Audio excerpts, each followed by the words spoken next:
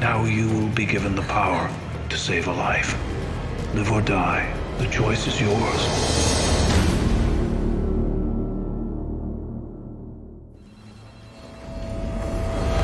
Did you know that in the Far East, people pay their doctors when they're healthy? When they're sick, they don't have to pay them. I work as hard as I can before every film to justify the things that I have to do. And I ask myself the same questions all the time. Who am I? Where am I? What do I want? When do I want it? How am I going to get it? Tobin's the one every film. He goes over the script and you know, he has a rather intimidating presence. He'll be like, what does this mean? And why isn't it more like... In the Saw films, we rework things and try to make them more connective and more real for ourselves while still getting the information out. Tobin will get the script, and we're kind of like, you might as well just write, insert Tobin Bell dialogue here, because he's going to write it himself anyway. It doesn't matter what I come up with that we think is pretty good. He's like, well, it's a good try, Mark, but you know, my character wouldn't do that, and my character, and like all of a sudden you're like, wow, Tobin, you're right, that is better.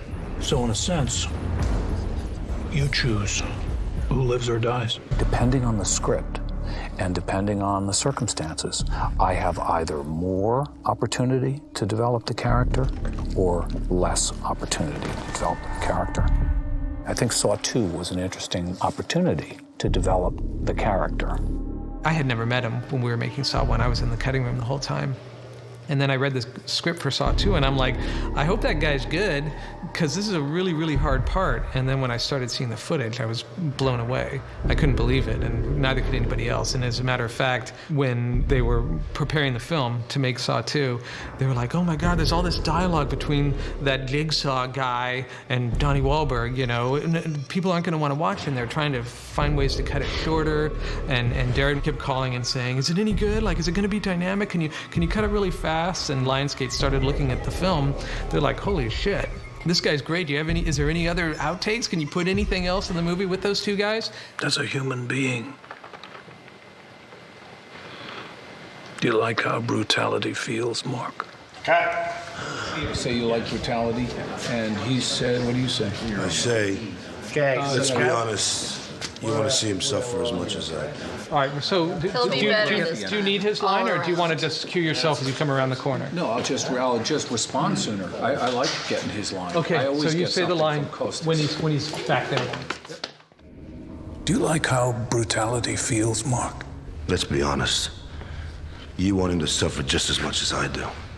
I've known Tobin from Saw 1. Tobin was a guy laying face down for 7 days in front of me. I spent 7 days in that bathroom, and Tobin spent 7 days in that bathroom on Saw 1. And he just laid in that pool of blood, and we'd unstick him for lunch, and then after lunch, we'd stick him back to the floor. And he stayed there that whole time.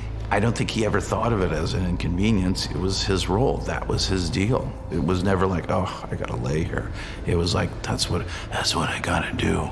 I lay in the pool of blood. Why'd you come? John, please stop. Tobin brings 1,000% of himself. He's on the set the days that he's not working. He's got his little notebook. He's writing his thoughts. The first couple films, we didn't really know each other. So he said, let's go to dinner. Let's have a conversation. Like really talk about where our characters were going. And we've just had a few of those where we really just talk about our backstory and make sure it kind of is congruent. A lot of our rehearsal for 3 was just walking the streets and going coffee shops and talking and tripping out on people and buildings and talk about scenes and finding our voices and stuff. And it's like a good marriage. Once you see death up close, then you know what the value of life is. John has a tremendous amount of potential as a character. He's a powerful guy. You know, I mean, he has interests in philosophy and religion. He's an engineer. He's very detail-oriented. He's amused by the human condition and by people's foibles. Certainly, Amanda has hers and Hoffman has his. John lets a lot of things play out. He doesn't get involved because he's a keen observer and he wants to see what kind of dynamic will develop. I always try to express his humanity. The events will speak for themselves.